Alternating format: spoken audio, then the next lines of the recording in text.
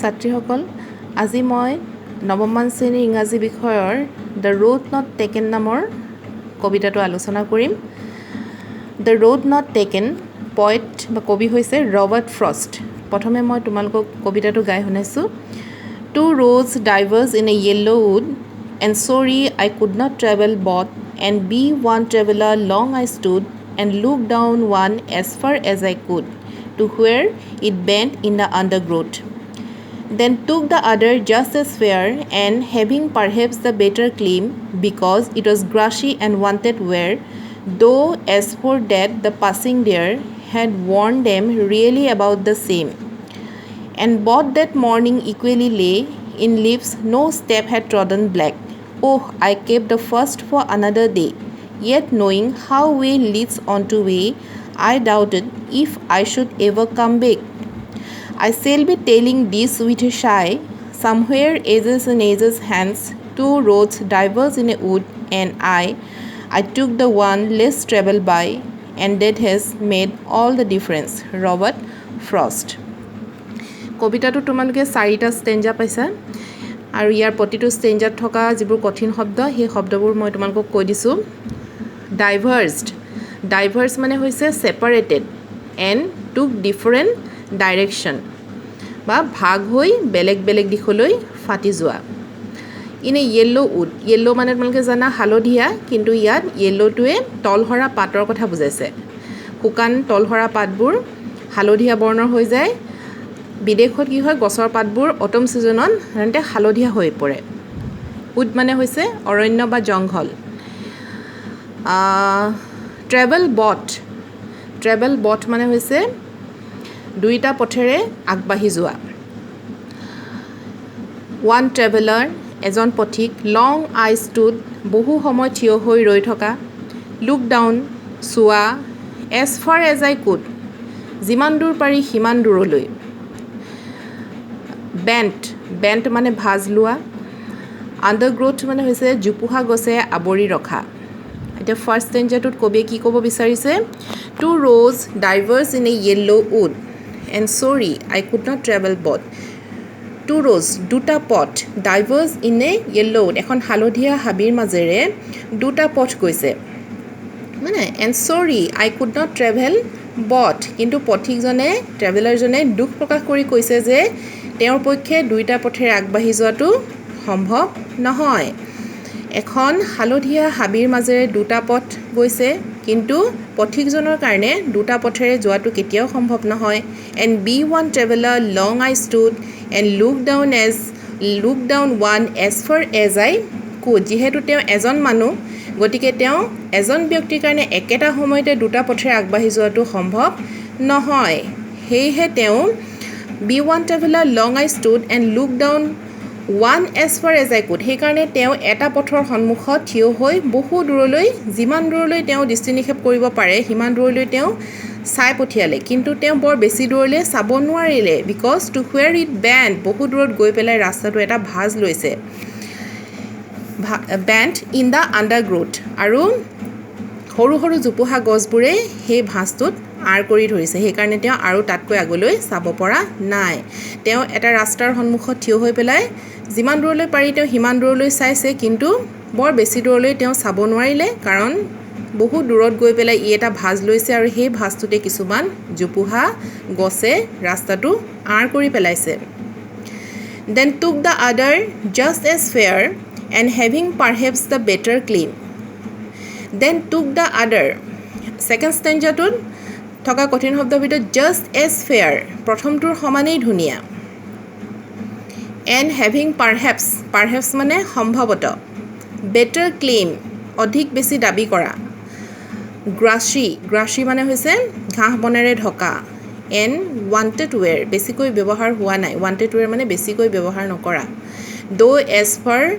As for that the passing there পাৰ হৈ যোৱা had worn them really about the same.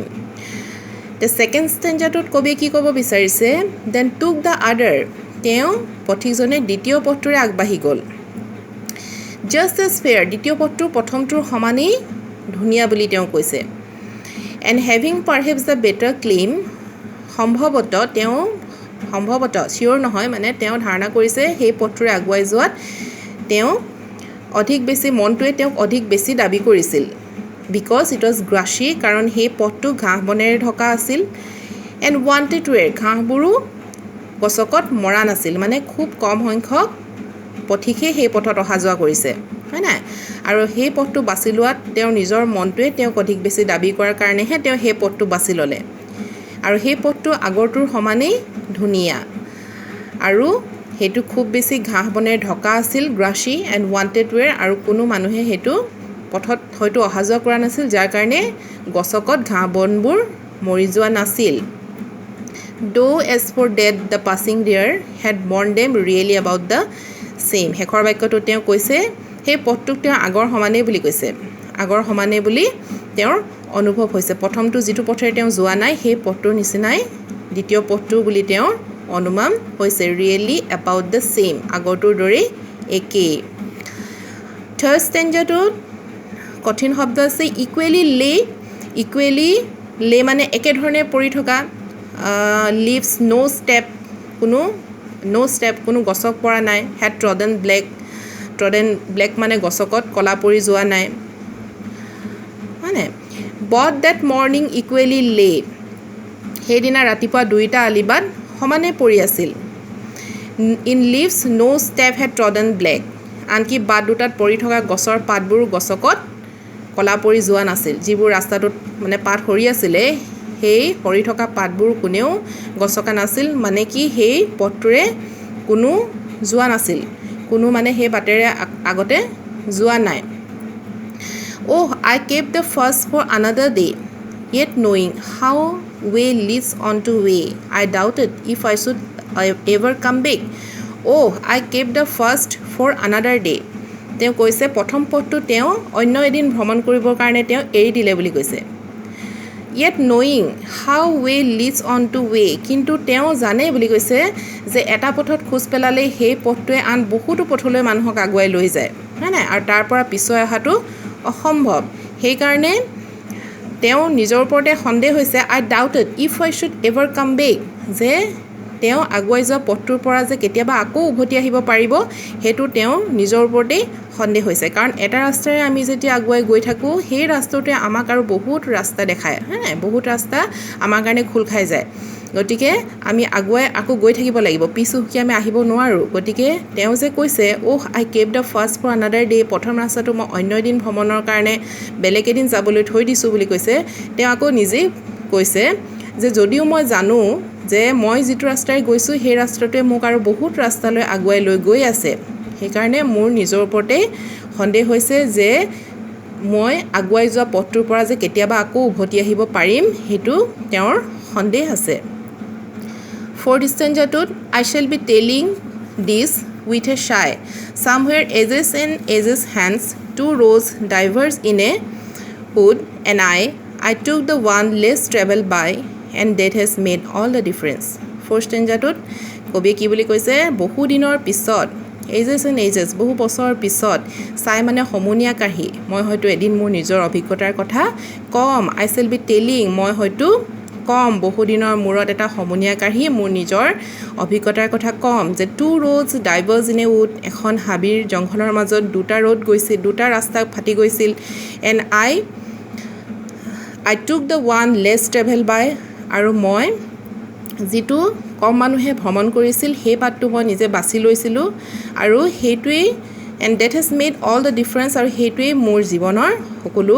বেলেগৰ লগত মানে পাৰ্থক্য আনি দিছিল প্ৰভেদৰ সৃষ্টি কৰিছিল হয় নাই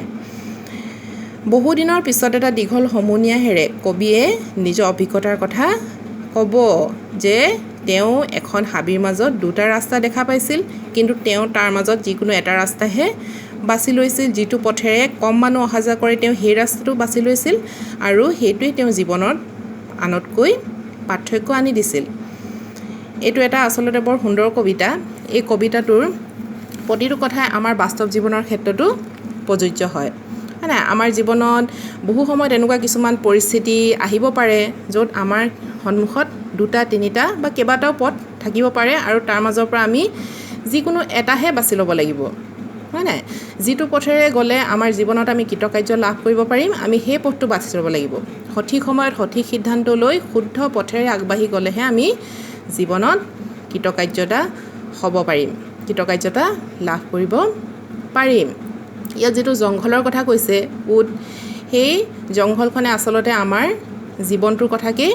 সূচাইছে হয় নাই জীৱনত আমাৰ জীৱনৰ লগত আমাৰ যিখন যুঁজ জংঘলখনে আমাৰ জীৱনৰ যুঁজ বা জীৱনটোৰ কথা কৈছে আৰু এই জংঘলৰ মাজেদি যোৱা যিটো দুটা পথৰ কথা কৈছে সেই পথটোৱে আচলতে আমাৰ জীৱনত সন্মুখীন হোৱা কিছুমান পৰিস্থিতিৰ কথা বুজাইছে যিবোৰ পৰিস্থিতিত আমি কেতিয়াবা কি হয় আমাৰ সন্মুখত কেইবাটাও ৰাস্তা থাকে কিন্তু আমি যিকোনো এটা ৰাস্তাহে বাছি ল'ব পাৰোঁ আৰু যিটো ৰাস্তাইদি গ'লে বা যিটো পথ বাছি ল'লে আমি জীৱনত আগুৱাই যাব পাৰিম আমাৰ জীৱনটো সুন্দৰ হ'ব আমি সুন্দৰ এটা জীৱন যাপন কৰাত আমাৰ সহায়ক হ'ব আমি সেই পথটো বাছি ল'বলৈ সদায় চেষ্টা কৰিব লাগে যিকোনো এটা সিদ্ধান্ত লোৱাৰ আগতে আমি ভালদৰে সেইভাৱে চিন্তা চৰ্চা কৰি ল'ব লাগে আচলতে এই কবিতাটোত আমাক কবিয়ে সেইটো মেছেজ দিব বিচাৰিছে যে আমি জীৱনত যিকোনো এটা সিদ্ধান্ত লোৱাৰ আগতে ভালদৰে ভাবি চিন্তি চিন্তা চৰ্চা কৰিহে আগুৱাই যাব লাগে কেইবাটাও ৰাস্তা থাকিলেও কেইবাটাও ৰাস্তা আমি যাব নোৱাৰোঁ হয় নাই যিকোনো এটা ৰাস্তা এটা পথেৰেহে আমি আগুৱাই যাব পাৰিম আৰু সেই পথটো যাতে আমি সুন্দৰভাৱে বাছি ল'ব পাৰোঁ ভাল পথটো বাছি ল'ব পাৰোঁ সেইটো আমি সদায় আগতীয়াকৈ চিন্তা কৰি চাব লাগে মই আশা কৰোঁ তোমালোকে কবিতাটো ভালকৈ বুজি পালা ইয়াৰ পৰৱৰ্তী ক্লাছত আমি ইয়াৰ যিবোৰ কুৱেশ্যন আনচাৰ সেইবিলাক আলোচনা কৰিম ধন্যবাদ